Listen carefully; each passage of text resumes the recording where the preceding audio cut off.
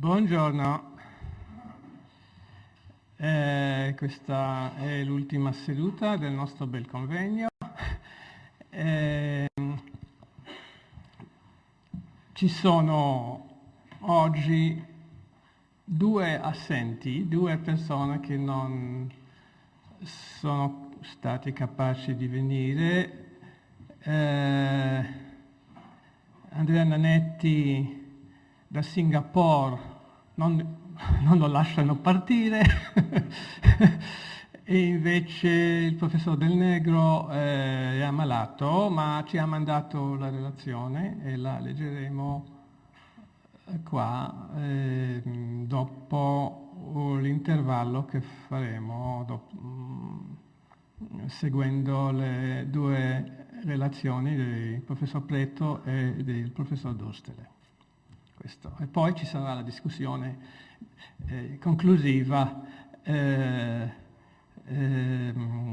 della professoressa Cuse Pavan e di altri interventi. Quindi cominciamo, ho l'onore e il piacere di chiedere al professor Paolo Preto dell'Università di Padova, un vecchio amico, di presentare la sua relazione intitolata Indagare, conoscere, ma anche uccidere, tra virgolette, per il bene della patria. Prego, professore. Grazie. Se vuoi anche, insomma, come ti fa più comodo. Come? Puoi fare di qua o di là, come ti... No, preferisco far seduto. Allora, l'attività di indagine e di conoscenza dello Stato nei confronti dei cittadini veneziani, certamente essenziale per l'amministrazione della giustizia, era percepita già nella prima età moderna anche come una evidente forma di controllo politico. Del resto, le polemiche sul ruolo del Consiglio di 10 e degli Inquisitori di Stato, in particolare sul rito degli Inquisitori di Stato, la sua segretezza, il dispotismo, quello che convenzionalmente è stata chiamata la polemica sulla leggenda nera del Consiglio, era iniziata ben prima dell'età giacobina, quando, come sappiamo, questa polemica ha assunto rilievi particolarmente forti. C'è un tema particolare all'interno di questa polemica che è rimasto, per così dire, un po' sotto traccia per lunghi secoli. A dire il vero, non era sotto traccia nel 4 e 500, mi sto riferendo al tema dell'assassinio politico. Ha radici lontane la polemica su questo punto. Già nel 400 e 500, negli anni in cui Venezia viene accusata di voler conseguire l'egemonia in Italia, anche con mezzi, noi diremmo oggi, spregiudicati, si era diffusa una specie di leggenda, che forse non era del tutto leggenda, sull'uso dell'assassinio politico da parte di Venezia per ottenere i suoi fini politico-territoriali. Fantasie o realtà? Certamente c'è una larga componente di fantasia. Nella seconda metà del 400 circolavano voci secondo cui Venezia ricorreva sistematicamente al veleno per eliminare o tentare di eliminare i suoi avversari politici in Italia e anche fuori d'Italia. Fantasia, dicevo, perché fu molto amplificata la realtà. Però la realtà c'era. Venezia, negli stessi anni in cui replicava sdegnosamente, negando ovviamente di avere mai fatto uso di questo sistema, in realtà lo usava più volte con risultati più o meno efficaci. È ovvio che ufficialmente la posizione del governo veneziano era di negare l'uso di questi mezzi. La realtà però è ben diversa. Come vedremo, le fonti che allora erano ignote, ma che dopo la caduta della Repubblica diventano accessibili agli storici, ci dicono quasi completamente il contrario. C'è una peculiarità però.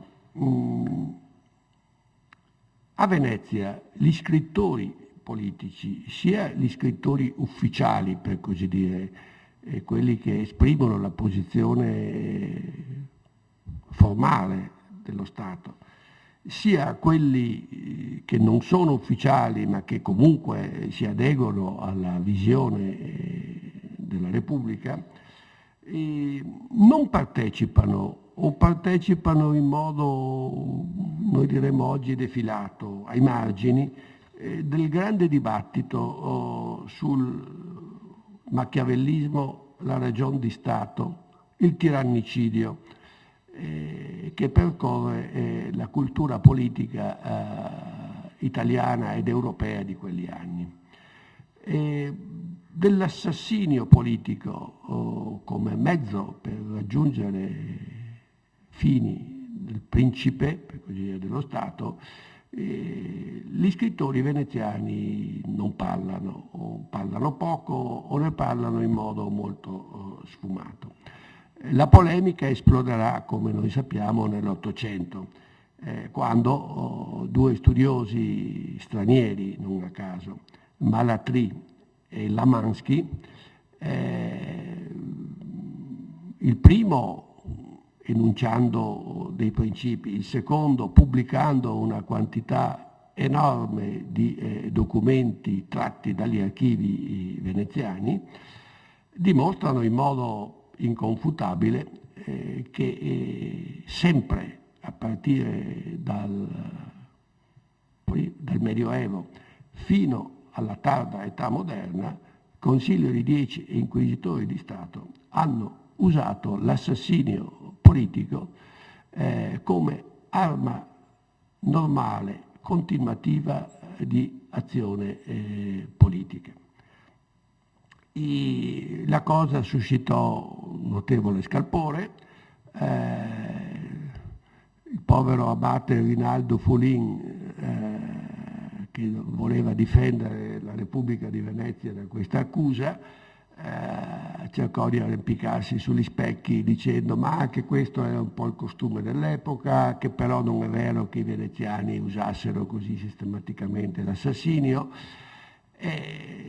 Però purtroppo negli stessi giorni, per così dire, in cui lui scriveva queste pagine di accurata difesa della moralità della Repubblica di Venezia, dagli archivi di Venezia altri storici tiravano fuori prove inconfutabili di un uso cinico e sistematico dell'assassinio politico come arma, una delle armi, certo non l'unica, di cui il Consiglio di 10 e gli inquisitori di Stato si sono serviti per secoli per perseguire le finalità dello Stato.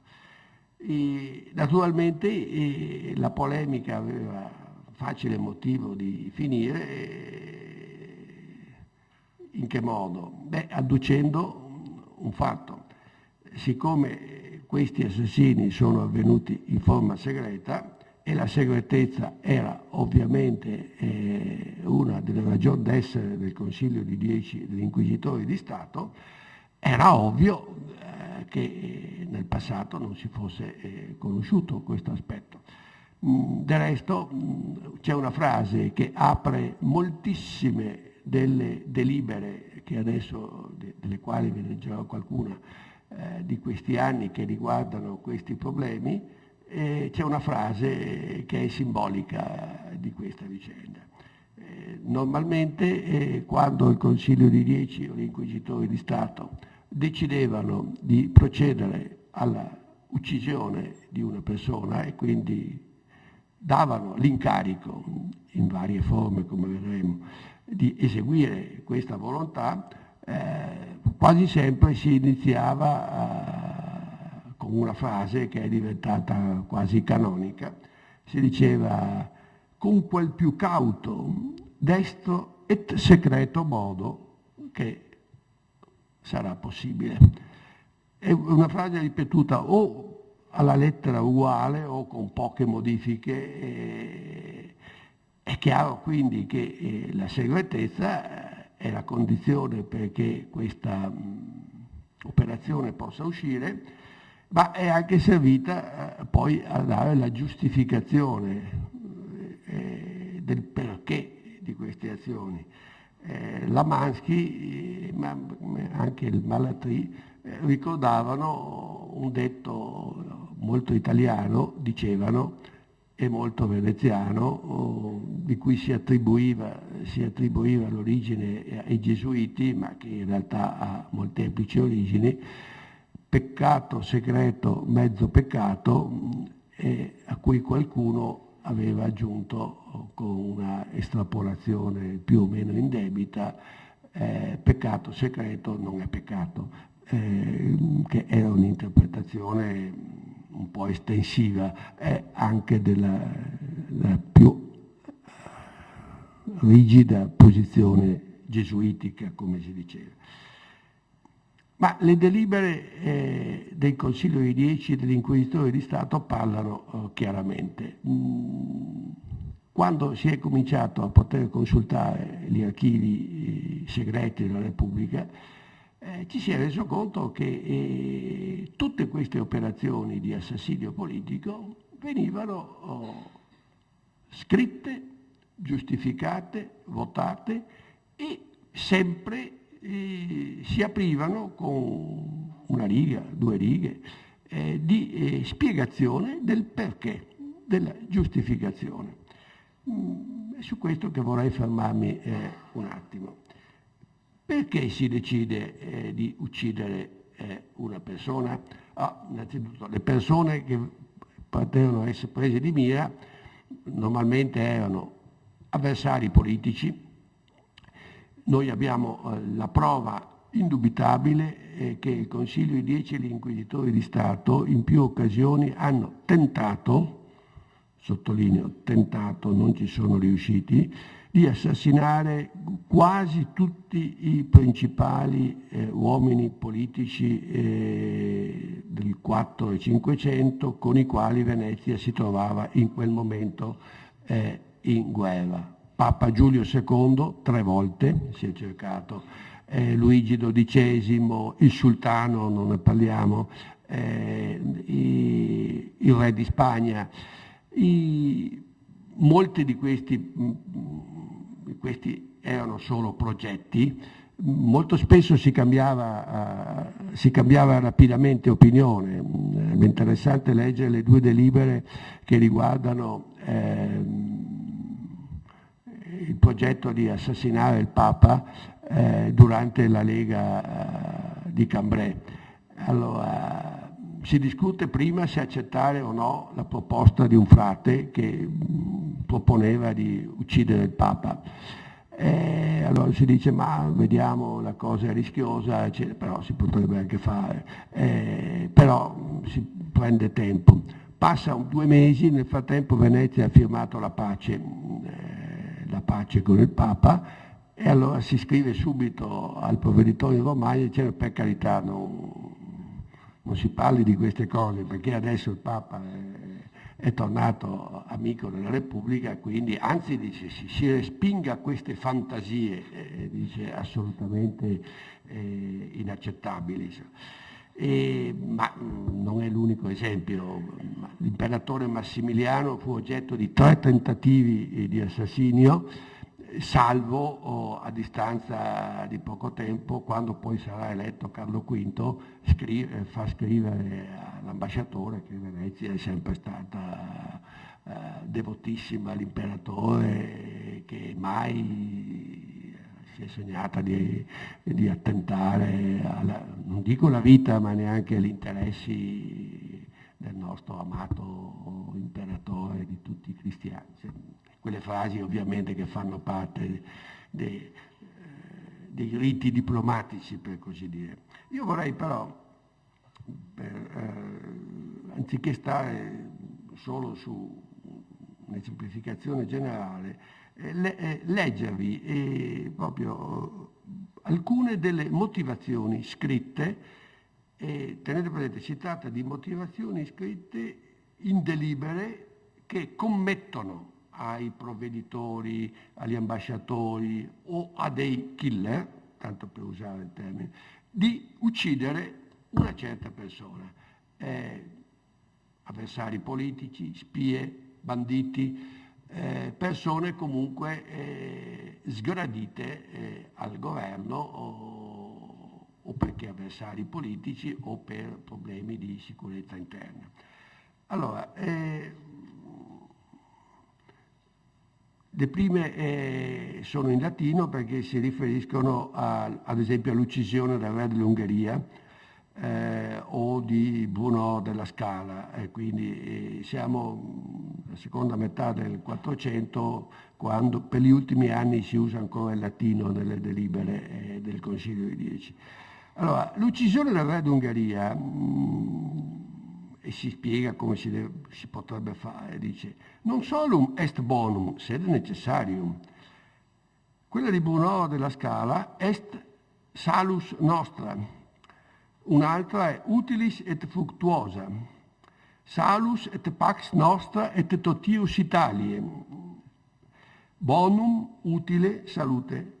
Poi, siccome i veneziani erano, come è noto, anche molto attenti al denaro, di un altro uomo politico, probabilmente perché è sospettato di essere d'accordo con i turchi, si dice: beh, questa è la soluzione minus dispendiosa. Naturalmente un altro, ad esempio un frate, che in realtà è una spia austriaca, dice: la sua uccisione,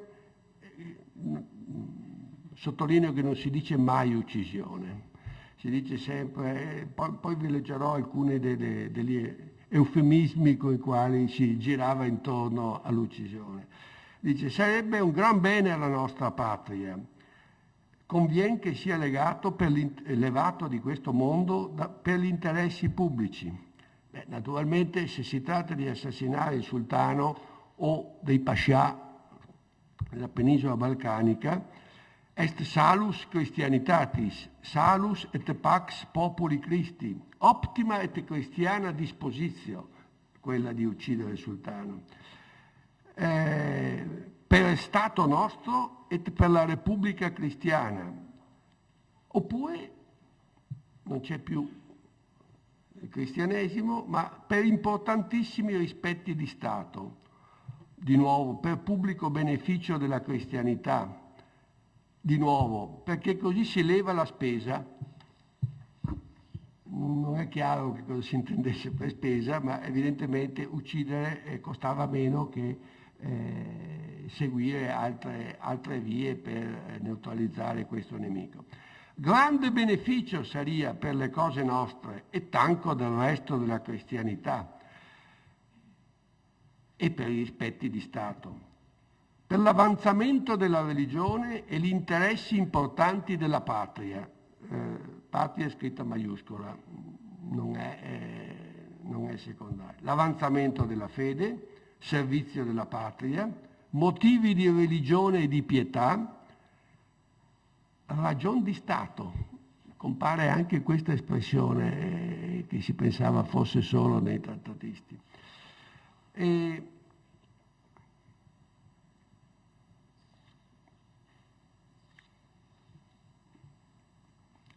Ascoltate questa delibera. Si tratta di uccidere, gli inquisitori di Stato vogliono eliminare un bandito che però probabilmente era accusato anche di avere relazioni politiche sospette, forse con lo Stato Pontificio. Allora, si scrive al provveditore in Polesine, dice che gli inquisitori di Stato hanno individuato un certo Pietro Dell'Aio, persona, dice, molto utile, perché dice è colpito da 3 bandi capitali, 2 bandi di galera, uomo di gran spirito e bravura, che ha ammazzato personalmente molti dei suoi nemici. Dice, insomma, dice, uno che vive di omicidi, vero sicario, dice, e però vero parziale del suo principe e quindi utilissimo alla patria. E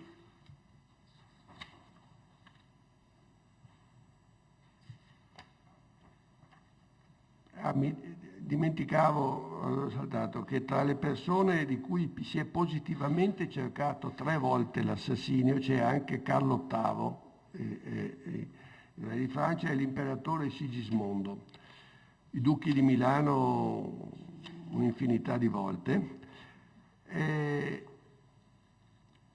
Normalmente c'è una specie di pudore, non si sa se di origine religiosa o diciamo così di etica politica, come dice, nell'usare l'espressione assassinare o uccidere. A dire il vero, questa reticenza non era all'inizio, perché una delle prime azioni di questo genere nasce quasi contestualmente alla nascita del Consiglio di 10. E il Consiglio di 10, come è noto, nasce subito dopo la fallita congiura di Baiamonte, Tiepolo e Querini. In una delle prime delibere dopo la sua istituzione si specifica che cosa devono fare in particolare i 10. Si dice che devono indagare per cercare di scoprire tutti i responsabili della congiura. E poi è scritto necare, e debbono non solo indagare, per necare proprio tutti quelli che saranno scoperti. Quindi qui non c'è reticenza a dire la finalità esplicita di questa azione. Più tardi, forse come riflesso, io ho pensato anche dei dibattiti che c'erano stati nel 400-500 sulla liceità o meno dell'assassinio politico, non si usa più l'espressione diretta, non si dice si usa sempre un giro di frase, levar di questo mondo, far passare a miglior vita, addirittura sembra quasi una cattiva ironia, ma molto spesso si dice far raggiungere la vita, perché in alcuni casi si specifica che se è possibile bisognerebbe anche che la persona ammazzata avesse il tempo di confessarsi, in modo da arrivare alla salute eterna. E in un caso si dice noi possiamo favorirlo nel raggiungere presto, dice, la salute eterna. Ad esempio, quando si deve assassinare un certo Giambattista Donini di Rovigo, il provveditore, il rettore, scusate, di Rovigo, riceve l'ordine e dice sì, beh, cercate di avvelenarlo in tutti i modi, era già in carcere questo. E dice, però chiamate il confessore, dice, fate bene attenzione che riceva i sacramenti prima dell'ultima dose di veleno che gli diamo in carcere, dice, che poi non si dica che non nascano dei sospetti, dice, da una morte addirittura senza i conforti religiosi. Vi cito un penultimo di questi episodi, credo è uno di quelli che forse avrebbe lasciato più, non credo che l'abate Foulin lo avesse letto, perché è un fondo che credo allora non fosse ancora disponibile ai ricercatori. Se avesse letto questo episodio credo che l'abate Foulin avrebbe avuto un principio di palpitazioni per la sua coscienza cristiana.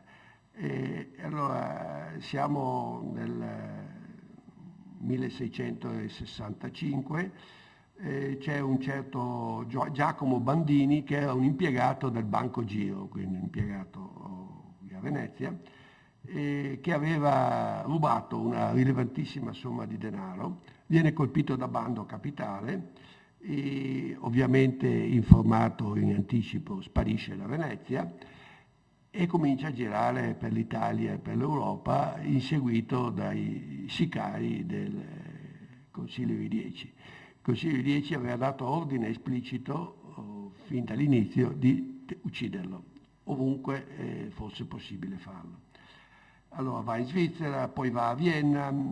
A Vienna c'è un'interessante scenetta con cui l'ambasciatore aveva l'incarico di trovare dei sicari per ucciderlo. E dopo un po' scrive all'inquisitore, dice fate presto voi a dire trovare sicari, ma qui non è come in altre città, e fa riferimento a Parigi, dice dove i sicari si trovano, dice basta pagare. Vienna è una città tranquilla, dice, dove c'è un ordine ferreo, dice, e gente di tal sorta, dice, non si trova facilmente, dice.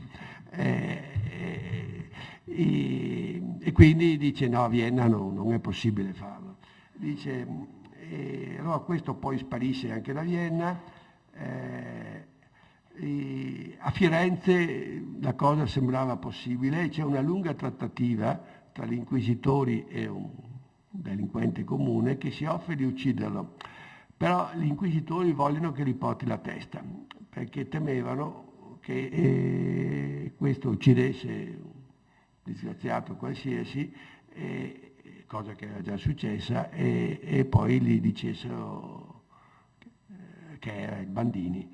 E questo però dice, ma portare la testa in giro, insomma, non è una cosa che sia molto salutifera, anche perché insomma si rischia, lo dice proprio esplicitamente, di perdere la propria testa, dice, facendo questo. L'episodio finale credo sia emblematico, dice, alla fine questo Bandini si rifugia a Roma sperando nella protezione del Papa, forse di avere anche un beneficio ecclesiastico e poi godere dell'immunità. Allora dice, si cerca di assassinarlo a Roma, però lui mangia la foglia, sta attentissimo, risulta difficile ucciderlo. Allora dice, gli inquisitori scrivono all'ambasciatore a Roma, dicono, bisogna continuare i maneggi, dice, per arrivare al desiderato scopo, che è quello di uccidere questo. Vanno avanti per un anno, dice, però dice, è tutto difficile, dice. Poi l'ambasciatore scrive agli inquisitori, sono i dispacci segreti cifrati, dice, io avrei anche trovato, dice, finalmente qualcuno dice che questa cosa potrebbe farla. Ci sono alcuni, anzi più di uno, dice, che di notte, dice, lo scannerebbero con coltelli senza far strepito. Dice, e così, commenta l'ambasciatore veneto il 5 gennaio, e così in questi piacevoli discorsi mi sono trattenuto nelle feste del Santissimo Natale. Ecco, e questo vi dà un po' anche l'idea del rapporto tra fede religiosa e concezione di che cosa sia utile fare per il bene dello Stato. Mi ero dimenticato, vi leggo le due righe che avevo citato prima a proposito dell'origine dell'assassinio politico come scopo principale del Consiglio di Dieci. La famosa delibera che citavo prima, dopo la congiura Tiepolo-Querini, del 2 gennaio 1320, dice che il Consiglio di Dieci è incaricato di scegliere due nobili, evidentemente 2 tra i 10, che procurino, citazione, sollicite et attente mortem et desolationem Baiamontis Tiepolo et Petri Quirino, e poi si dice, e a tal fine possono disporre di 10.000 ducati, fino a 10.000 ducati, per realizzare questo fine. Un'ultima osservazione su questo tema, una delle frasi che ricorre sistematicamente in tutte le centinaia, forse migliaia, io ho censito quasi 1 migliaio di tentativi o dichiarazioni di voler realizzare assassini, una percentuale poi di realizzazione probabilmente del 10-20%, che comunque non è poco. E c'è sempre l'indicazione all'inizio e alla fine del servizio della sua patria, o servizio della patria con varie... ottenere la consegna nell'interesse della patria, del rilevantissimo servizio alla patria. Ho trovato adesso un'altra delle più belle espressioni eufemistiche per indicare l'uccisione. Tenete presente che chi dovrebbe realizzare questa cosa è un frate che stava a Costantinopoli, in un monastero di Costantinopoli, e si è scoperto a distanza di anni, l'hanno scoperto i francesi, a dire il vero, che in realtà era una specie di capo dei killer, noi diremmo, veneziani, che aveva provveduto a eliminare circa 8-10 rinnegati, uccidendoli col veleno a Costantinopoli, finché poi i francesi se ne erano accorti e avevano avvisato il Gran Visir, e allora hanno provveduto a trasferire questo frate rapidamente fuori da Costantinopoli. Vi cito una delle frasi forse più belle, che vi dice come c'era una specie di reticenza linguistica accompagnata però al cinismo più freddo. Siamo nell'autunno del 1653, allora uno di queste persone che lavoravano al servizio di questo frate dice ha provveduto ad avvelenare una persona di Cefalù che si era messo al servizio dei turchi. Poi dice, dopo aver avvelenato questo, dice, nell'aprile dell'anno dopo, dice, tramite questo frate, si fa sapere, dice, che lui è pronto anche a dare il passaporto per andare all'alto mondo a questo rinnegato. Dice,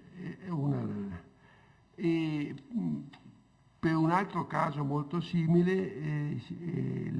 il segretario del bailo a Costantinopoli dice che sta cercando di uccidere un armeno, suddito veneziano, che però pareva che maneggiasse coi turchi.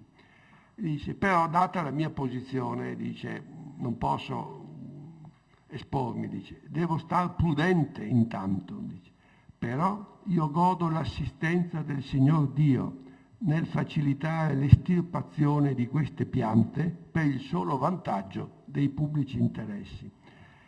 E se si potria, occorrendo, togliere di mezzo con la sua prudenza e senza osservazione quegli ostacoli che pregiudicare potessero l'avanzamento della religione e agli interessi importanti della patria. Ho finito. E volevo sottolineare una cosa, che l'accostamento servizio della religione e interessi della patria compare solo nei casi, almeno di quelli che io ho potuto esaminare, in cui si vogliono eliminare rinnegati o persone che comunque hanno avuto a che fare con i turchi. Quando l'ordine di assassinio riguarda nemici politici in Francia, in Spagna, oppure nemici interni, nemici dello Stato, viene omesso qualunque riferimento ovviamente alla fede, all'avanzamento della fede, e resta solo il bene della patria, che diventa l'unica giustificazione, potremmo dire anche sostitutiva di quella etico-cristiana, l'unica giustificazione per l'uccisione di nemici comunque appunto della patria. Grazie.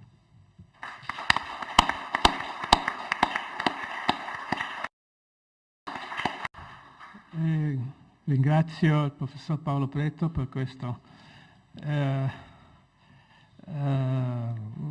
ricordo che cioè di averci ricordato che dietro l'entità statale, talvolta molto mitica, ci sono delle realtà di cui cerchiamo forse che cerchiamo talvolta di dimenticare, ma è molto utile essere coscienti anche di questa parte meno simpatica della realtà politica veneziana. Meno simpatica ma affascinante allo stesso tempo. Va bene, adesso passiamo subito alla relazione del professor Dursteller della Brigham Young University, che ci parlerà degli strumenti e strategie di integrazione. Grazie. Prego. Innanzitutto vorrei ringraziare gli organizzatori del convegno per avermi invitato. Vi devo chiedere scusa che leggo l'intervento in lingua inglese, mi è arrivato l'invito solo 2 settimane fa, quindi non ho avuto tempo di prepararlo in italiano. I would like to apprehend of the function or dysfunction of the Venetian Commonwealth by stepping outside its confines and examining the character and nature of Venice's relationship to its many subjects in Ottoman lands, and especially Istanbul during the early modern period. My question is, how does Venice perceive of its subjects, not so much the small demographic sliver of patricians and citizens when they are outside the state's physical and political boundaries, and how does Venice, whose practices and limitations as a state have been emphasized throughout this conference, attempt to maintain authority or at least influence over these furushiti? I am particularly interested in this question in the context of the Ottoman capital where, in the eyes of the state's representatives, these individuals and families could well be considered illegal immigrants, though I use that term with some reservation. The early modern age was highly mobile, and recent scholarship has emphasized the functioning of the Mediterranean as a connecting sea that facilitated rather than blocked movement. Its liquid landscape of islands, rivers, lagoons, islands, and coastal areas created a space in which human displacement was common and was deeply rooted in the mentality and practices of the population. The characteristic of mobility was especially pronounced among the highly kinetic Greek population of the mainland and the islands, but also was significant in Dalmatia, southern Italy and Sicily, Anatolia, as well as the Iberian Peninsula. During the 16th and early 17th centuries, Mediterranean migration was heavily tilted from north to south, with the lands of the Ottoman Empire as the destination of what has been described as a hemorrhage of people from throughout the region. Much of this movement was voluntary, both pushed and pulled by economic and political factors characteristic of the troubled long 16th century and carrying over well into the 17th century also. The expulsion of the Moriscos and Conversos from Spain, Ottoman projects have coerced internal migration, but especially the escalating slave trade, all created a noteworthy level of involuntary migration in this period as well. In the eastern reaches of the sea, a significant portion of this mass movement came from lands under Venetian control, primarily the Greek islands of the Stato da Mar, but also the Dalmatian and Istrian coasts and even the terraferma. While these immigrants spread broadly throughout the region, the Ottoman capital exerted a powerful, attractive pull that drew many people to the Golden Horn. Istanbul was home to a vibrant Venetian community or nation, which was arrayed around its institutional, administrative, and social center, the Beylet, or embassy, located from the end of the 16th century on in the Vigne di Pera, above the international corridor of Galata. This was the home of the central figure of the community, the chief representative of Venice in the entire Ottoman Empire, drawn from the highest ranks of the patriciate, the bailo, a hybrid official who fulfilled both consular and diplomatic duties. Arrayed around the bailo was an embassy staff of several dozen, supplemented by many more servants and couriers. The other component of the official corps of the Venetian nation was the merchants, whose number, though much reduced by the end of the 16th century, still numbered in the range of 15 to 30 houses with additional staff and servants. While there was a good deal of diversity within this group, most of the diplomatic contingent and a portion of the merchants were Venetian citizens, with an occasional patrician thrown in for good measure, who were for the most part legally recognized and their presence in Istanbul sanctioned. As members of the official nation, therefore, they had claim on the protections and services of the institutional structures of the Beylet. Arrayed around this small official center was a much larger contingent of people from throughout Venice's extended empire. Some came from Venice proper or the terraferma, others from the eastern Adriatic coast. The majority, however, were Greek Venetian subjects. Their motivations for coming to the Ottoman capital varied. Some were slaves, others banditi, men and women banished from Venetian territories for criminal activities, unpaid debts, or other fractions. Some were small-scale traders who came to sell lemons, oils, or wines independently of the official nation. Others sought work as artisans in Ottoman industries, especially shipbuilding and textiles. Still others were travelers and adventurers drawn by the allure of the Mediterranean's largest and most cosmopolitan city. In strictly institutional and juridical terms, these individuals were not members of the official nation. Their presence was without official sanction. Indeed, it was in many instances strongly discouraged by the bailo and other Venetian officials throughout the Stato da Mar and in the lagoon. Thus, they had no legal or constituent status or right to participate in the official community, and therefore seemingly had only minimal claim on the services and protection of the nation. For Venetian officials, then, the question became one of how to deal with these nomads, who from the Venetian, if not the Ottoman perspective, could in certain ways be considered as, if not illegal, certainly unwanted immigrants. Despite their murky legal status, the members of the shadow migrant community on the periphery of the official nation, and indeed of the Commonwealth of Venice itself, ultimately were acknowledged by the nation, participated in its activities and life, and benefited from this association. Simply put, Venetian officialdom, represented in Istanbul in the person of the bailo, maintained institutions and implemented policies which were intended to preserve the link between the state and its subjects, even, perhaps especially, in Ottoman territories. This was not a local innovation or improvisation. On the contrary, it was an explicit and recurring charge issued by the Senate in commissioning new baili, who were instructed, quote, not to fail to give our subjects every help and every favor possible in any of their necessities, as this is one of the principal reasons you are sent there by us. In other words, in addition to diplomatic and consular activities, Venice's representatives in Istanbul were charged with maintaining the integration of its most liminal subjects within the Commonwealth. The reasons for this policy were complex and included political issues related to the preservation of the peace and the avoidance of strengthening Venice's chief Mediterranean rival, but also spiritual and paternal, evidenced in the sense of honor-bound duty among Venice's ruling elite to preserve and protect the souls of its subjects. Istanbul was the front line in the always sensitive relations between Venice and the Ottoman Empire, and the maintenance of this balance was often precarious. Thus, the presence of unauthorized persons in the Ottoman capital posed a potential political risk to the Republic. Often such individuals possess knowledge of artisan techniques in shipbuilding, glassmaking, and other industrial activities which the Signoria did not want passed on to Venice's powerful neighbor. Many soldiers and sailors with detailed knowledge of the extensive defenses of Venice's Stato da Mar also ended up in the city, and the fear of spontaneous conversion to Islam also always loomed large. Thus, Venice's rulers attempted to control the presence and activities of all its citizens and subjects in Istanbul, wavering between tolerating these groups and encouraging them to return home with promises of pardons and employment.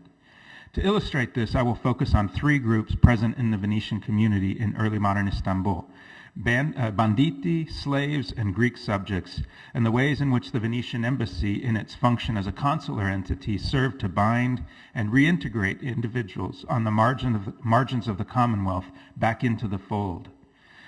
My treatment of this topic has been influenced by the work of my colleague at Brigham Young University, Mark Choate, who has written extensively on Italian migration in the modern period. While focused on a very different context, his work nonetheless has informed my thinking about the way that Venice attempted to deal with the significant movements of its subjects and citizens in the Mediterranean, and particularly in the Ottoman Empire. In his book, Immigrant Nation, Choate surveys the ways in which the newly united Italian state of the 19th century attempted to maintain connections with its millions of citizens abroad, and to preserve in them a sense of Italianness or Italianità. This was accomplished through a variety of means, including establishing cultural societies to perpetuate Italian language and culture, chambers of commerce which facilitated extensive commercial and financial contacts between Greater Italy abroad and the homeland, and by perpetuating religious practices and devotion in close cooperation with the Roman Catholic Church, which was equally intent on preserving the religious identity of these immigrants. Ultimately, the Italian state's efforts proved quite successful, as its immigrants remitted massive quantities of money, which was essential to Italy's industrialization, as over 300,000 returned to fight in Italy's forces in World War I, and as over half of all Italian immigrants eventually returned to what they still perceived to be their homeland.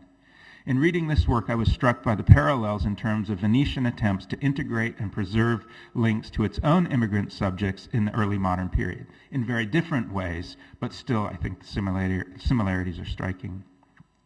I should note in passing that in referencing work on the post-unification Kingdom of Italy's attempts to bind its citizens to itself during the Great Italian Diaspora, I do not want to fall back into either the notion that the Venetian state was precocious in its modernity or that it was some sort of Burckhardian work of art.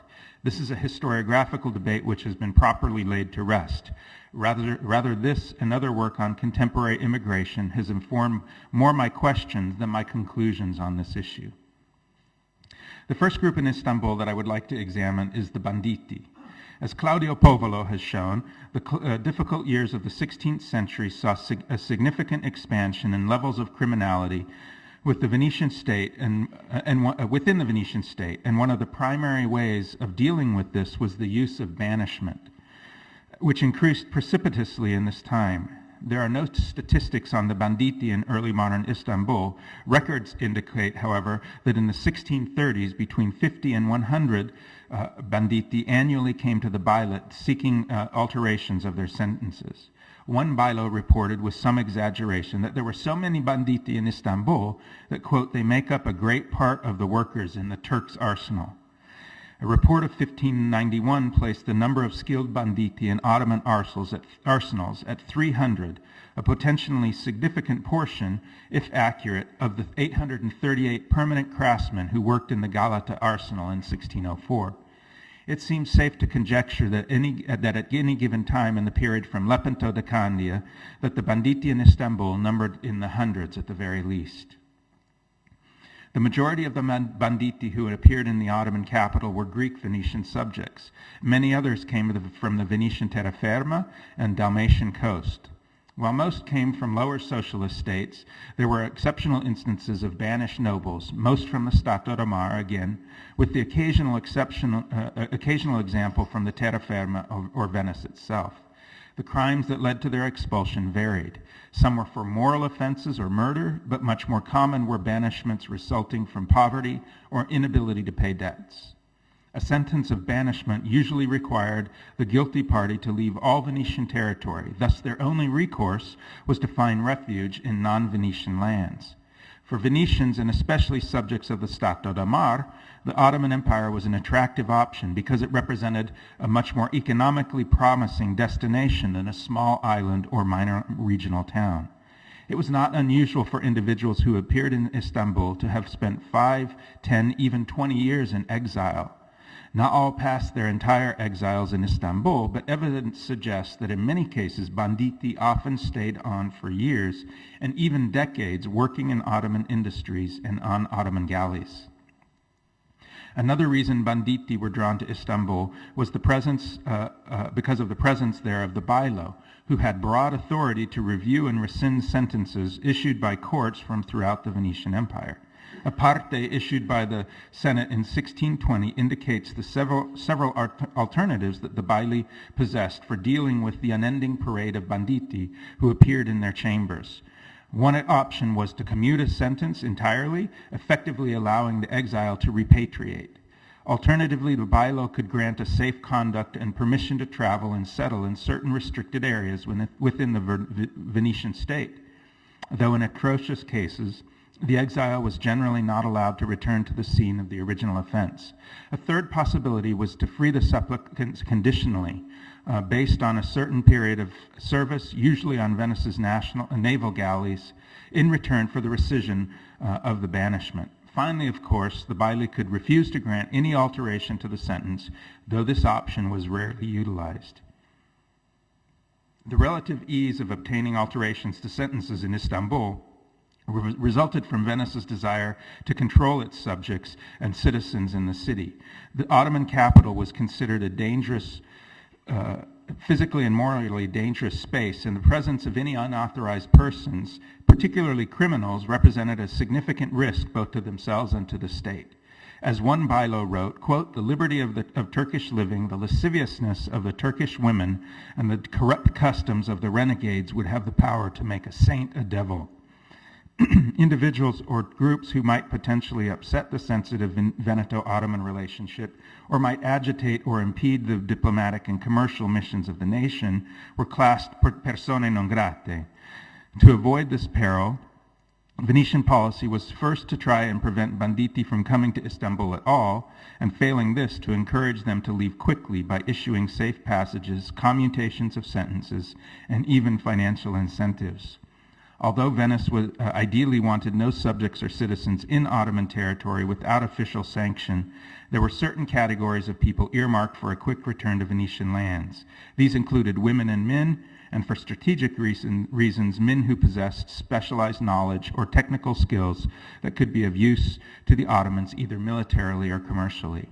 Rarely Venice dealt with the problem banditti with the stiletto. Joining the many banditti on the margins of the Venetian community in Istanbul was another group of individuals with ties to the Commonwealth, slaves.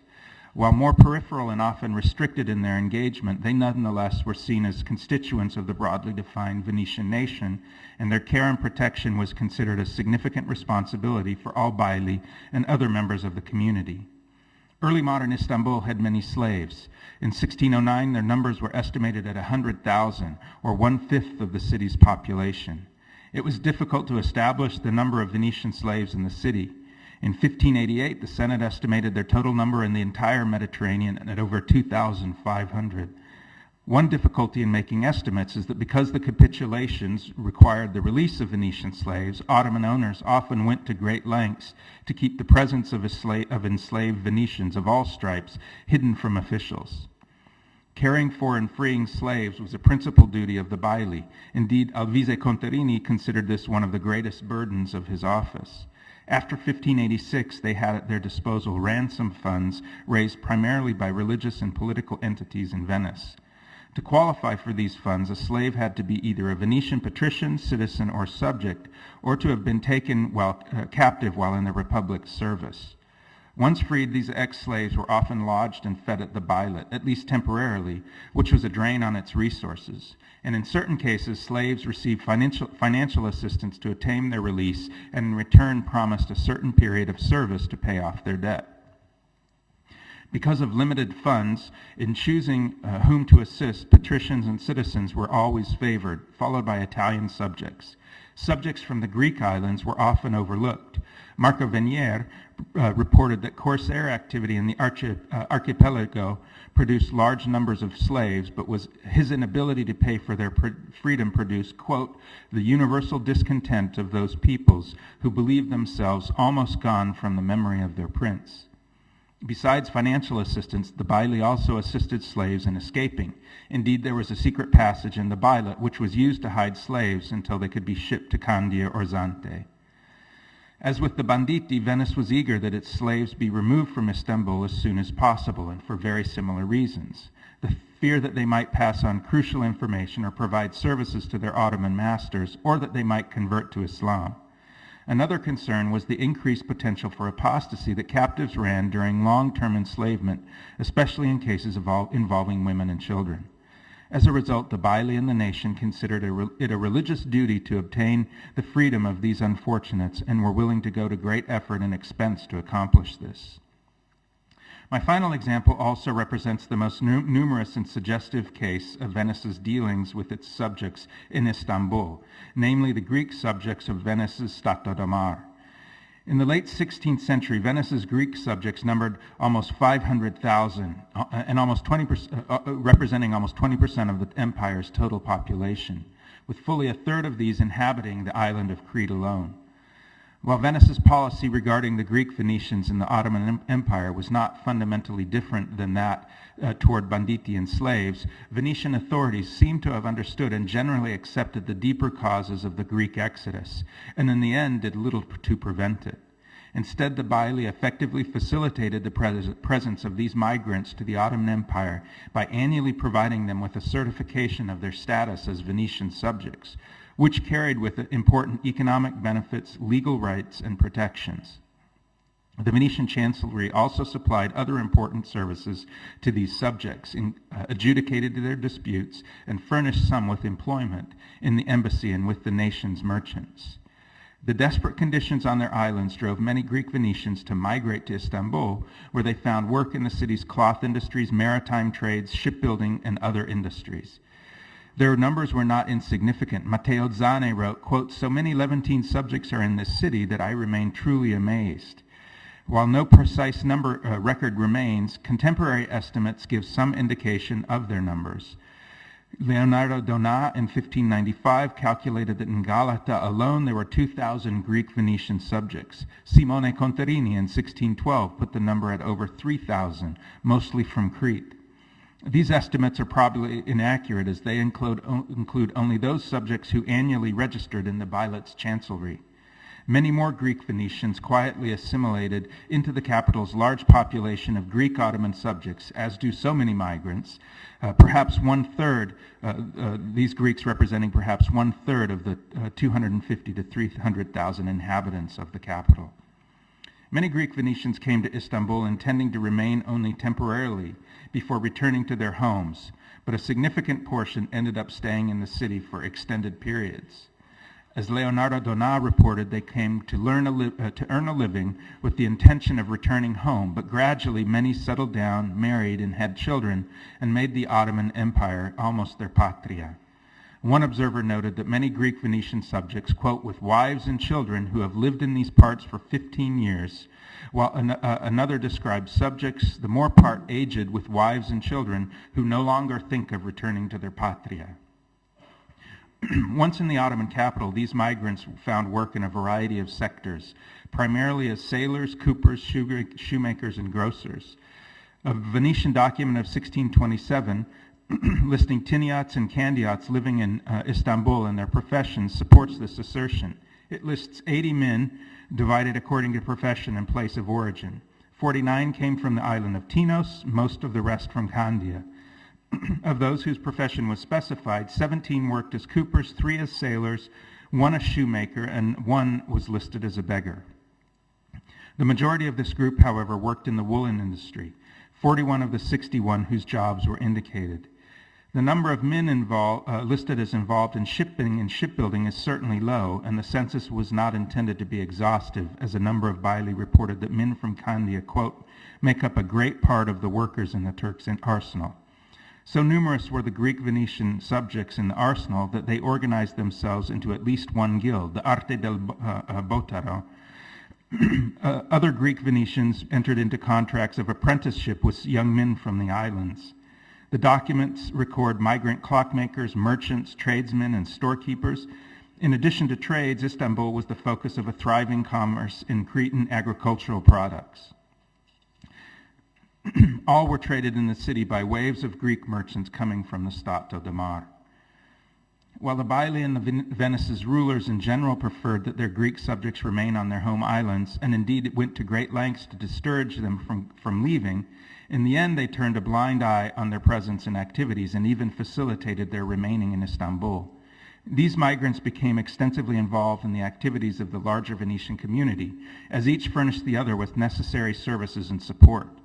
The Venetian chancellery provided for Greek Venetians the same functions it did for the official community, registering wills and testaments, administering justice, registering sales of properties, providing deposit services, and so forth. In addition, because of their status as Venetian subjects, the Greeks were able to use the Latin Rite Hospital in Galata. The Bailey, as leaders of the Venetian community, served as arbitrators in resolving guild labor disputes, despite their opposition to Greek and Venetian involvement in Ottoman industries. For instance, 12 members of the Coopers Guild, all from Rettimo, appeared before the Bailo and stated, quote, as subjects of the most serene signoria, they desired to have as headmaster of their guild one of your subjects, not wanting any more that man who at present exercises that office, named Constantine from Rhodes, a Turkish subject because of the many tyrannies done to them. In Constantine's place, the Retimites elected one of their own compatriots, a certain Georgi of Rettimo.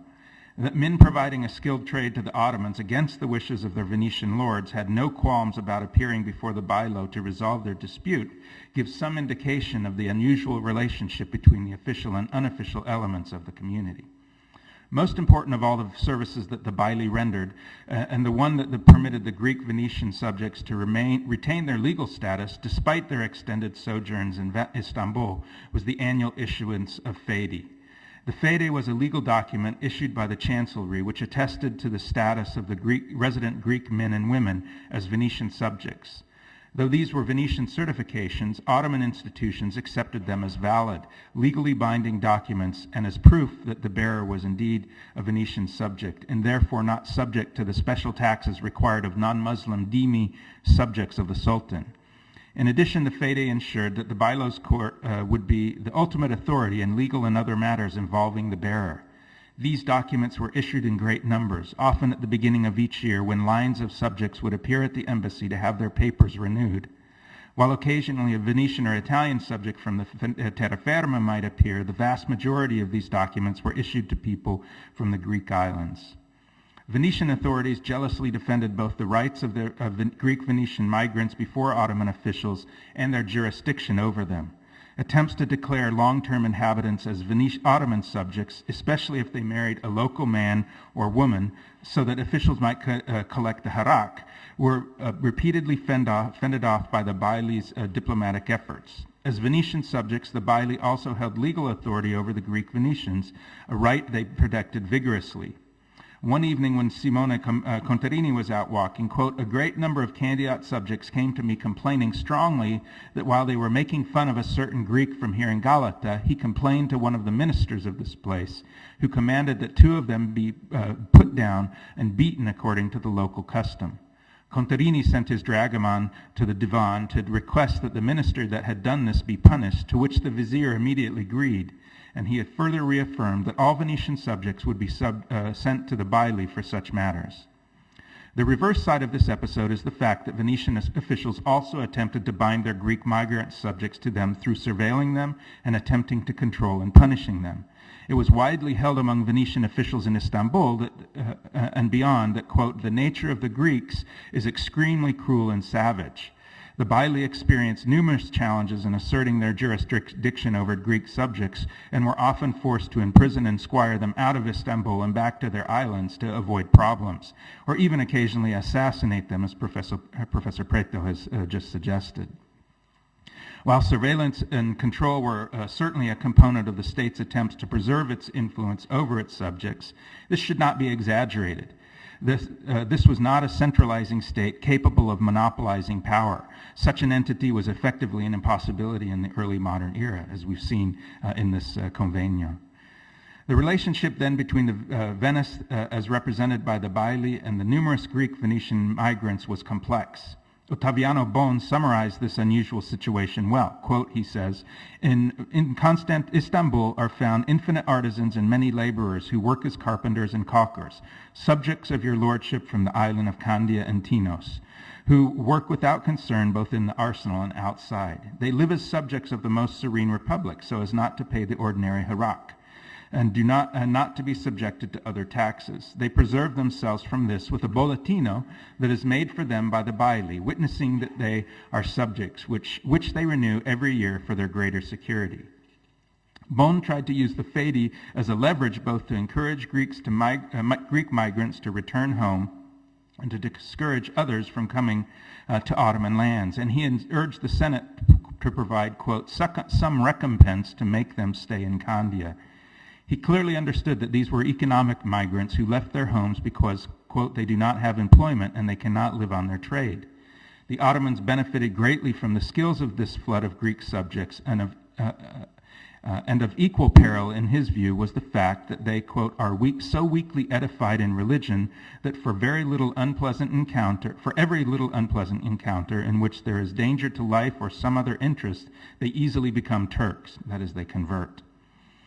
Despite their difficult circumstances, however, Bon was cautiously hopeful that through the efforts of the Baili, these subjects remained linked to Venice and, quote, held St. Mark in their hearts. Perhaps there was an element of wishful thinking in Bon's final observation that the Greek Venetian migrants in Istanbul still held Venice dear.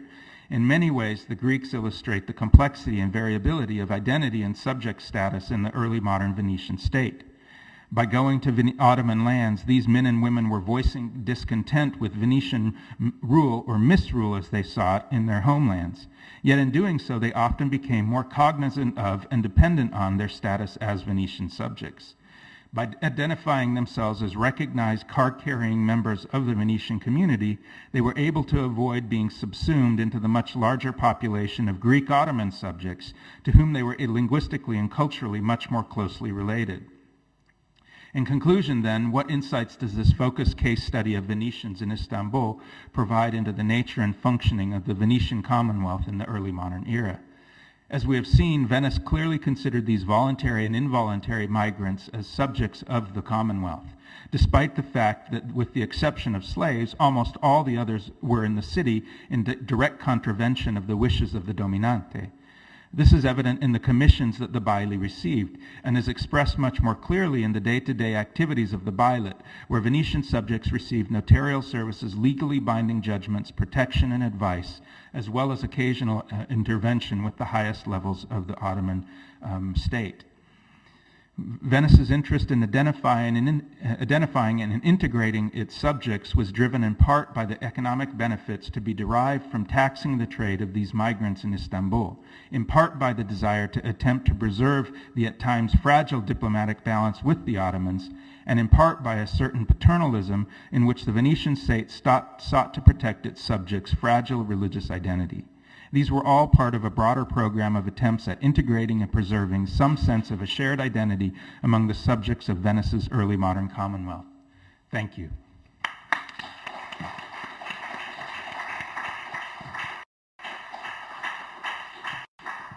Grazie di averci presentato questa alta dimensione del mondo veneziano. Di queste migrazioni. Abbiamo sentito ieri la relazione del professor Orlando su Venezia come polo di attrazione di migrazioni verso Venezia. Adesso abbiamo una dimensione opposta di migrazioni fuori dei territori veneziani verso questo polo di attrazione che era Istanbul, non solo nella prima età moderna, ma come Thierry Ganchou ci ha mostrato ieri, anche prima, durante la dominazione bizantina della grande città sul Bosforo. Quindi abbiamo qua, possiamo legare questo intervento anche ad altri interventi che abbiamo sentito nel corso della nostra conferenza. Abbiamo adesso un piccolo cambiamento nel programma. L'interruzione spostiamo un po' in avanti e adesso, siccome il professor Del Negro non poteva venire, purtroppo, ci ha mandato la sua relazione e farò il mio meglio leggerla adesso, così la vostra volontà di bere il caffè sarà ancora più grande quando finirò questa lettura. Dunque, il professor Del Negro ha intitolato la sua relazione L'esercito e le milizie. La storiografia militare più recente relativa alla Repubblica di Venezia riconosce il suo tornante fondamentale nel 1984, quando John Rigby Hale e Michael Edward Mallet, due storici inglesi che si erano già interessati e che avrebbero continuato ad interessarsi alla storia militare veneziana con esiti di indubbia eccellenza e originalità, diedero alle stampe una massiccia opera scritta in 4 mani, The Military Organization of a Renaissance State, Venice, circa 1400 to 1617, che aveva il duplice merito di superare per ampiezza di orizzonti storiografici, profondità dello scavo archivistico e ricchezza di letture ogni altro saggio precedente relativo alla storia militare di uno Stato italiano nel corso del lungo Rinascimento e di richiamare l'attenzione sul fatto che Venezia fu, cito, the most effective military power in 15th century Italy. Chiudo la citazione. E che se divenne nell'Europa del Cinquecento a second-rate military power, fu comunque capable of defending its independence. Un miscuglio di lingue, sono citazioni ovviamente, e anche di acquiring its further moments of military glory, sia pure soltanto in its ability to mobilize for and check on the onslaught of the Ottoman Empire. Fine di un'altra citazione. Una quindicina d'anni fa Gregory Hanlon ha posto anche il Seicento all'ombra di una sorta di primazia militare della Serenissima in ambito italiano. Ha infatti affermato in un'opera che si intitola The Twilight of a Military Tradition, Italian Aristocrats and European Conflicts, 1560-1800, sulla scorta di alcune migliaia di schede topografiche relative agli ufficiali della penisola che militarono negli eserciti europei tra appunto 1560 e 1710, che, inglese ancora, the most fertile soil for military careers was not Piedmont, but rather Venice.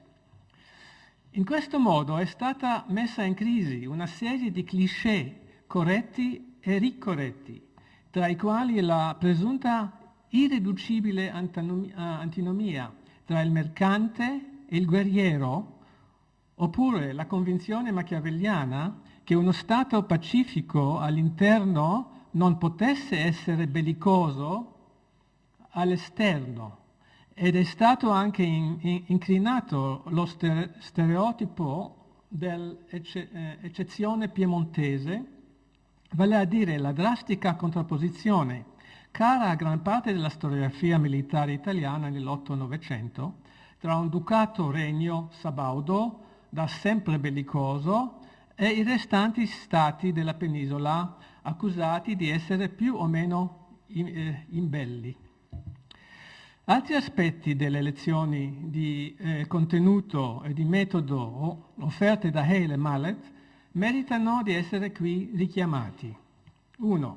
Accento posto sugli stretti legami che connettono, volendo riprendere il titolo di una raccolta di saggi dedicata a Hale, guerra, cultura e società.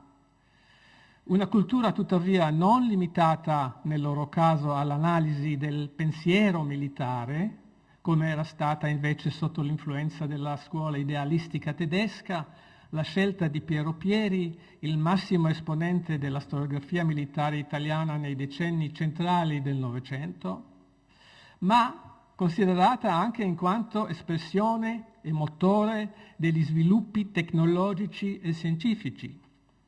Si vede il precoce interesse di Hale per l'architettura bastoniata.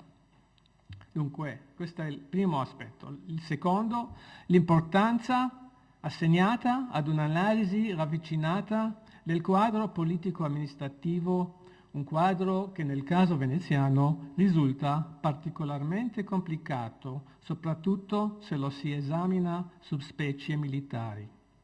Il terzo aspetto, la necessità, quando ci si occupa della storia militare veneziana, di una prospettiva anfibia, attenta cioè tanto allo stato da mar quanto allo stato da terra, sia all'esercito che alla marina.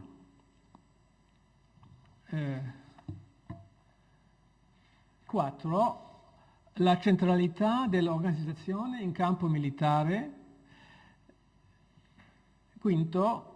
L'attenzione alla dimensione comparativa europea, vale a dire in particolar modo al tema centrale nel recente dibattito storiografico della rivoluzione militare e della nascita dello Stato moderno.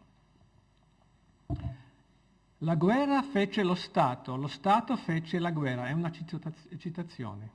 Così quasi 40 anni fa Charles Tilly, nelle riflessioni introduttive al volume da lui curato e dedicato alla formazione degli Stati nazionali nell'Europa occidentale, nonostante che da allora non poca acqua sia passata sotto i ponti della storiografia sullo Stato moderno, credo che la formula ad effetto del sociologo americano continui a rimanere, sia pure con le opportune avvertenze e precisazioni di metodo e di merito, un necessario punto di riferimento, che, cito, War drives state formation and transformation, chiudo la citazione, lo stesso Tilly lo ha ribadito una ventina d'anni fa in Coercion, Capital and European States, 1990 AD.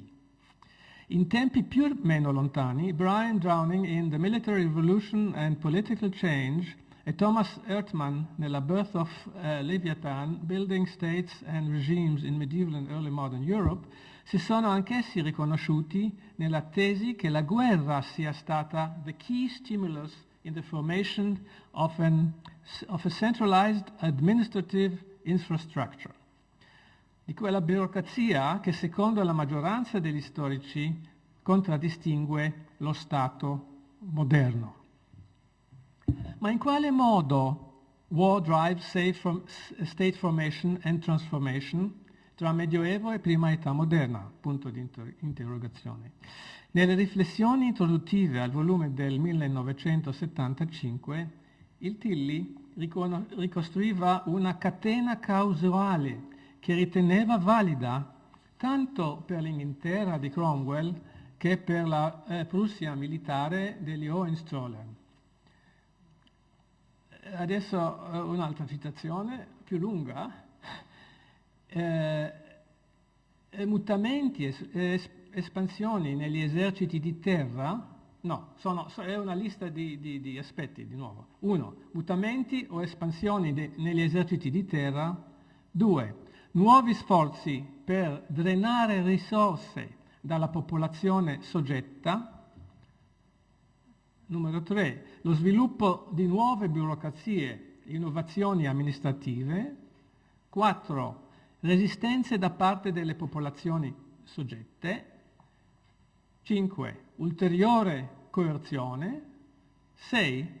Assestamento duraturo delle nuove forme di sfruttamento di risorse dello Stato.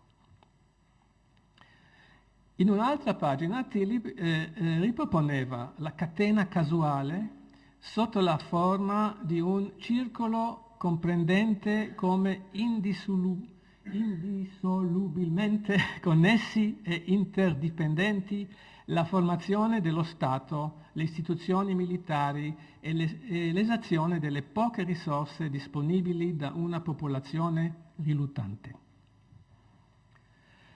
Non stupisce che Ertmann abbia assegnato all'interpretazione di Tilly l'etichetta di Fiscal Military Model.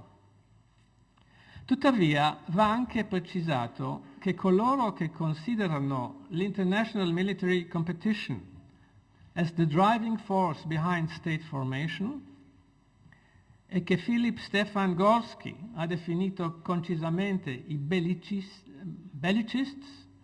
non si sono accontentati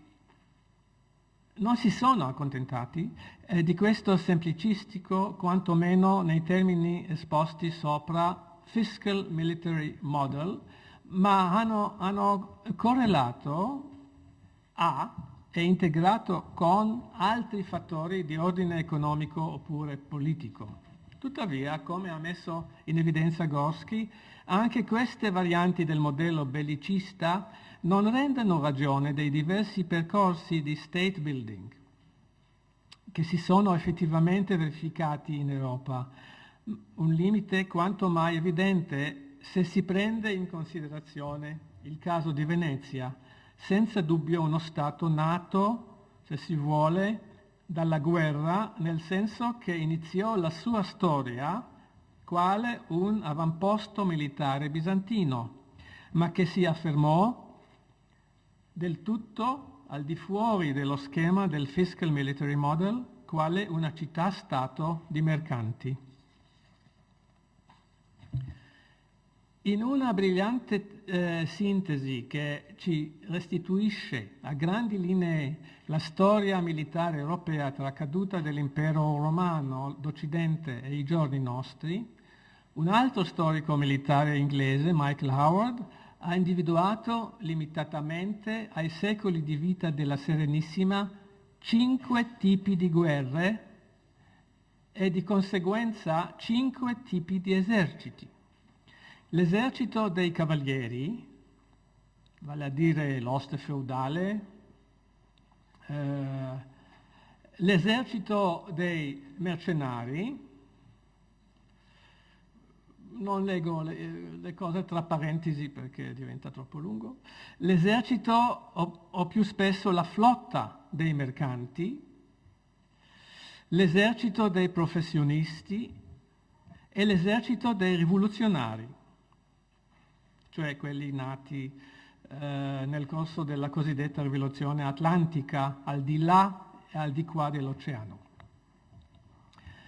È evidente che questa griglia cronologica e tematica si addice soltanto in parte ad un esercito veneziano, il quale fu anche coinvolto nelle guerre di cavalieri, e sia pure in maniera quanto mai incidentale anche in quelle della rivoluzione, ma unicamente nel ruolo di altera pars.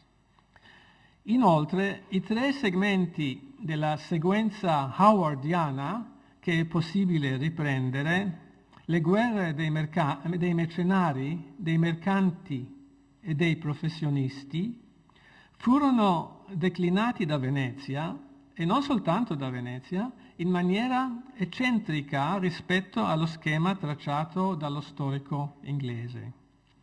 Infatti, se si convertono dal politico al militare, quegli interessi fondamentali dello Stato, che secondo Francesco Donà, l'ultimo storiografo pubblico della Serenissima, avevano caratterizzato le tre fasi, tra le quali divideva la storia della Repubblica, vale a dire i commerci, le conquiste e le difese, si è costretti a porre, nel caso di Venezia, le guerre dei mercenari prima di quelle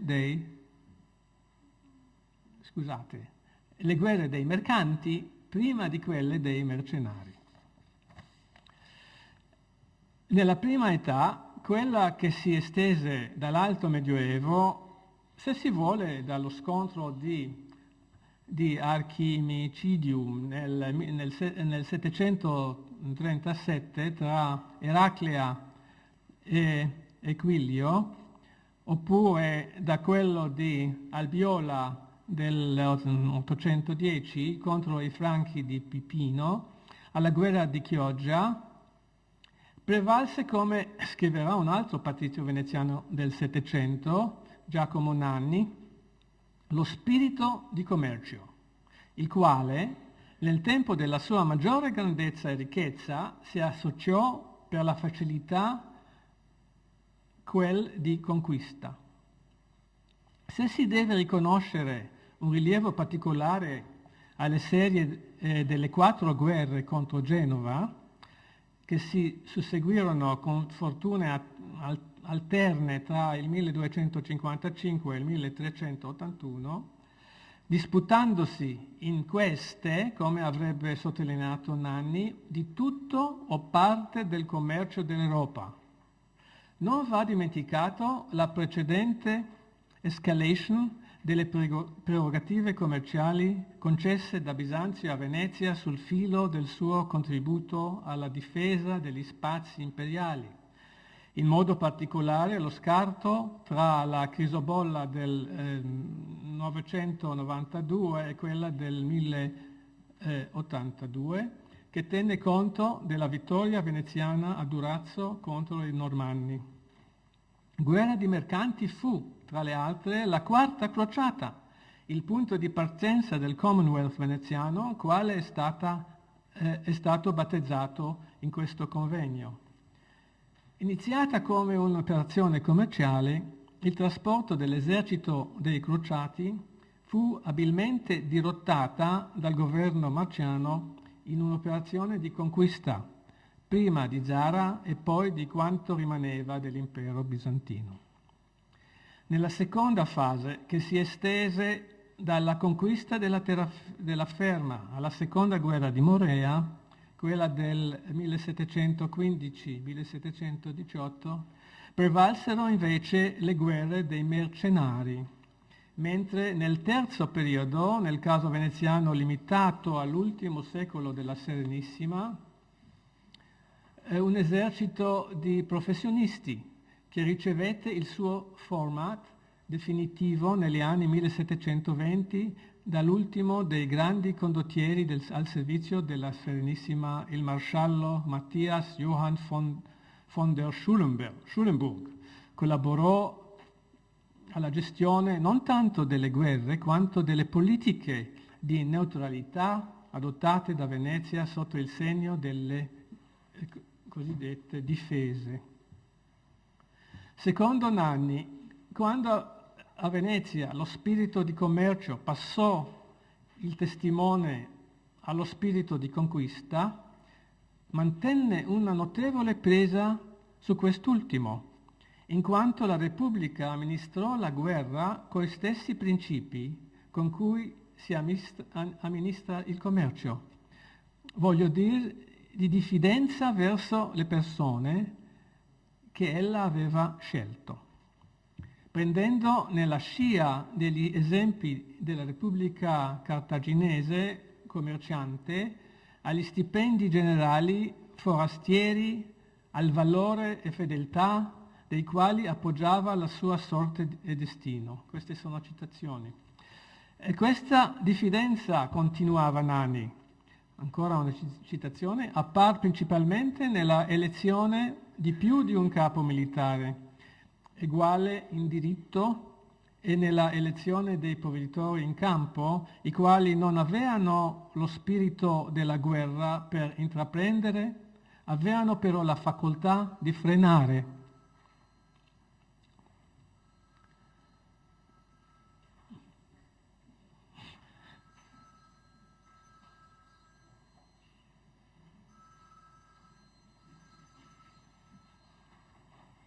Grazie.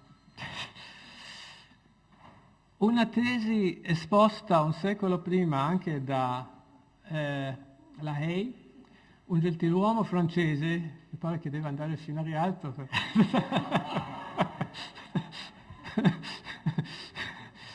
Un gentiluomo francese che aveva combattuto al servizio della Serenissima, i patrizi veneziani n'osent mettre en des mains étrangères les maniements d'une épée qui leur pourra nuire. Ils y sont pourtant quelquefois forcés, mais c'est avec telle précaution qu'ils semblent plutôt lier les bras dont ils se servent que les armées. La Repubblica era un'altra accusa che Nanni rivolgeva alla cattiva amministrazione veneziana delle cose di guerra. Non allevava dei cittadini per la paura degli esempi di Roma. In altre parole, non prendeva in considerazione l'ipotesi di un esercito guidato dai patrizi allo scopo di evitare di correre il rischio di innescare eventuali lotte armate tra le fazioni nobiliari. Era una critica che in una forma un po' diversa aveva avanzato una trentina d'anni prima anche il Montesquieu nel corso del suo viaggio nel Veneto. Les nobles vénitiens ne peuvent pas servir en terre ferme. Cette politique fait que leurs troupes ne valent rien. Inoltre, aggiungeva il presidente del Parlamento di Bordeaux, les nobles de terre ferme ont un désagrément, ils sont privés des emplois militaires, car comme ce sont des gens de néant, des valets de nobles qui ont les places de capitaine et de colonel, et qu'ils sont payés comme tels, un gentilhomme ne veut pas être leur camarade, de façon que ceux qui veulent servir prennent de l'emploi ailleurs. In effetti, i patrizi veneziani, mentre tenevano il monopolio del corpo ufficiali dell'armata, la marina da guerra erano da sempre tassativamente esclusi dai corpi ufficiali dell'esercito, di un esercito che comunque era tenuto sotto stretto controllo dai patrizi mediante sia le autorità territoriali, i provveditori generali, i rettori, eccetera, sia i capitani generali da mar, sia ancora coloro ai quali spettavano competenze principalmente logistiche, provveditori al campo, eccetera. In ogni caso, a Venezia l'esercito non poteva assolvere quel compito, che già era stato affidato a partire di Luigi XIV al grande elettore del Brandenburgo o dallo zar Pietro il Grande nella maggioranza delle monarchie europee, il compito cioè di statalizzare l'ordine nobiliare tramite il servizio delle armi. A sua volta l'esclusione dei patrizi veneziani dal corpo ufficiali aveva avuto quale conseguenza a cascata, come notava Montesquieu, la disaffezione delle nobiltà suddite, assai marcata soprattutto nel caso delle grandi case aristocratiche della terraferma, nei riguardi di una carriera delle armi nei ranghi dell'esercito della Serenissima. Come sappiamo, ceux qui veulent servir prennent de l'emploi ailleurs, come diceva Montesquieu. Venezia aveva parlato cercato di aveva peraltro cercato di far leva sulla formazione cavalleresca per tenere legate a sé le nobiltà suddite, istituendo tra 5 e 600 nelle principali città della terraferma delle accademie di equitazione e di scherma riservate agli aristocratici e fondando a metà Settecento una moderna accademia militare a Verona. Ma entrambe le iniziative incontrarono limiti notevoli. Dalle accademie sorte nella prima età moderna uscì un numero ridotto di ufficiali che spesso poi entrarono al servizio di stati esteri, mentre l'Accademia di Verona fu un'esperienza importante quasi soltanto per il genio e per l'artiglieria e quindi non incise granché sull'assetto complessivo di un corpo ufficiali occupato in forze dalle cosiddette benemerite famiglie militari, da clan familiari spesso fondati da ex mercenari trasformatisi in professionisti, i quali erano in grado, grazie agli stretti rapporti clientelari che intrattenevano con i patrizi al vertice dello Stato marciano, di condizionare la vita sotto le armi. Se in Europa fu la piena affermazione, di regola all'indomani della guerra di 30 anni, degli eserciti permanenti composti da professionisti che consentì una vera e propria statalizzazione, e di regola anche l'avvio di una nazionalizzazione delle forze armate di terra, a Venezia ciò fu impossibile, anche a causa della persistenza nelle file del patriziato dell'ideologia della città-stato. Ancora nel pieno Settecento il patrizio Piero Gradenigo incluse nelle memorie storiche dei capitani generali ed altri soggetti militari di estere nazioni al servizio della Serenissima Repubblica di Venezia, questo è il titolo lungo. Dunque, in questo libro ha incluse un catalogo quindi delle mains étrangères, i profili di 2 nobili attivi nelle file dell'esercito marciano tra 6 e 700, uno di Padova e l'altro di Brescia, étrangère. All'epoca l'esercito veneziano era composto quasi tutto da sudditi, ma conservava nel caso della fanteria una struttura binaria, reggimenti italiani e reggimenti oltramarini, che testimoniava la divisione dello Stato nelle 2 tradizionali ripartizioni da terra e da mar, così come la coesistenza di un savio alla scrittura, al quale era affidato l'esercito, e di un savio alle ordinanze, che doveva vegliare sulle milizie contadine. Dunque queste divisioni rivelava la difficoltà di saldare in maniera efficace le milizie all'esercito dei professionisti.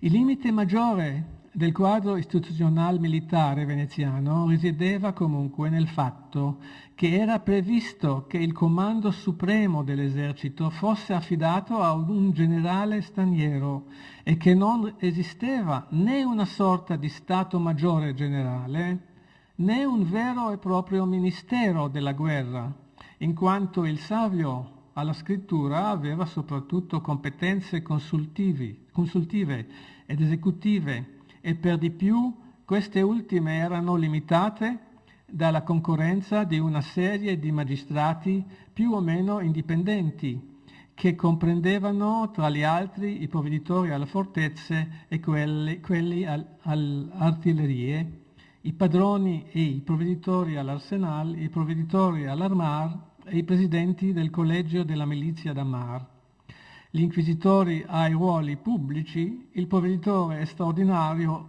o commissario pagador all'armata, i provveditori alla sala d'armi e fino al 1753 anche un cimelio antiquario come i deputati al Palio della Balestra e del Falconetto.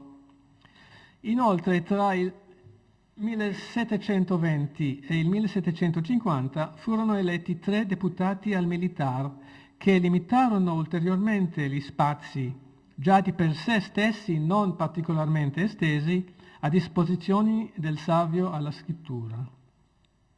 Infine, il savio alla scrittura era in caso di necessità assistito, di fatto assai strettamente controllato, indirizzato da una conferenza militare composta da 5-6 patrizi che avevano ricoperto cariche di rilievo nell'armata oppure in terraferma.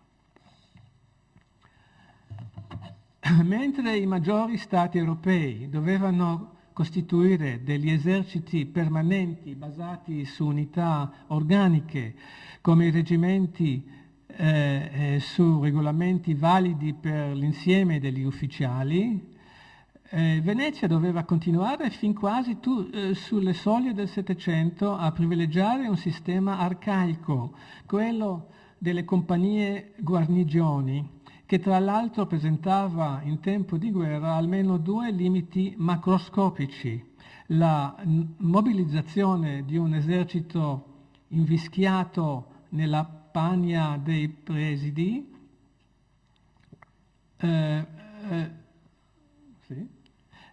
non era affatto agevole né in ogni caso produttiva.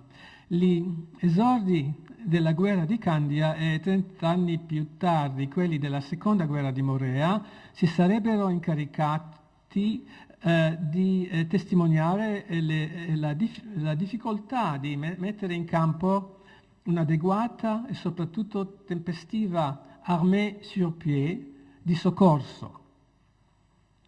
Potevano trascorrere parecchi mesi prima che si riuscisse a reclutare le truppe mercenarie necessarie e nel frattempo, se le fortezze cedevano agli assedianti, la situazione poteva essere compromessa in maniera irrimediabile. Inoltre, le compagnie franche non avevano alle spalle esercitazioni e manovre nel quadro di grandi unità.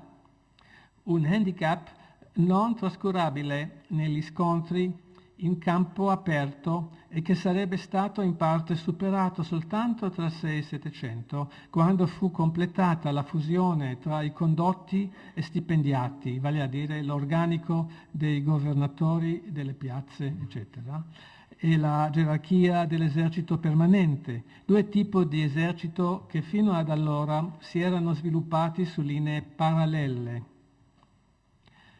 Ciò spiega in parte la preferenza veneziana per le guerre d'assedio, le quali tra l'altro avevano quale esito, in caso di successo, la rapida trasformazione dell'armée sur pied in una sommatorio di gros corps de garde, il ristabilimento cioè dell'assetto normale dell'esercito veneziano, di un esercito concepito fin dagli inizi del Cinquecento, dopo cioè il tornante di Agnadello, nel quadro di una politica di difesa imperniata sulle fortezze. Fine della lezione. Quindi ringrazio me stesso e ringrazio il professor Del Negro soprattutto per questa veramente relazione che trovo molto molto suggestiva, molto interessante, e ci possiamo continuare i nostri dibattiti bevendo un bel caffè qui fuori.